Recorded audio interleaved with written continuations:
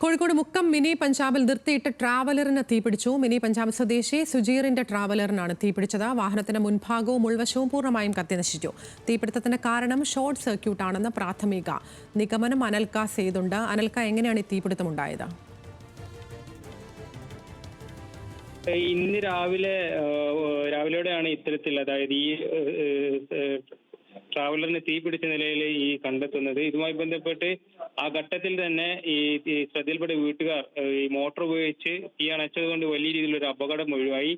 തീ പിടിക്കാൻ കാരണം ഷോർട്ട് സർക്യൂട്ട് ആണെന്നൊരു പ്രാഥമിക നിഗമനത്തിലേക്കാണ് ഇപ്പോൾ എത്തിച്ചേർന്നിരിക്കുന്നത്. ഇന്നലെ വയനാട്ടിൽ ഓട്ടം പോയി തിരിച്ചെത്തി ഇവിടെ വീടിന്റെ സമീപത്ത് നിർത്തിയിരിക്കുകയായിരുന്നു.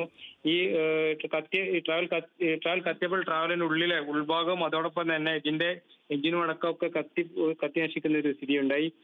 കോഴിക്കോട് മുക്കം മിനി പഞ്ചാബ് സ്വദേശി കോളങ്ങര സുജീറിന്റെ ഉടമസ്ഥയിലുള്ള ട്രാവലറാണ് തീ പിടിച്ചത്. ഇതുമായി ബന്ധപ്പെട്ട് അതായത് ഈ മറ്റ് ഷോർട്ട് സർക്യൂട്ട് ആണെന്ന പ്രാഥമിക നിഗമനത്തിൽ തന്നെയാണ് ഡ്രൈവറൊക്കെ തന്നെ പറയുന്നത്. ഇതിന് കൂടുതൽ വിവരങ്ങൾ ലഭ്യമായിട്ടില്ല. ശരി, അനൽക്ക സേതാണ് വിശദാംശങ്ങൾ നൽകിയത്.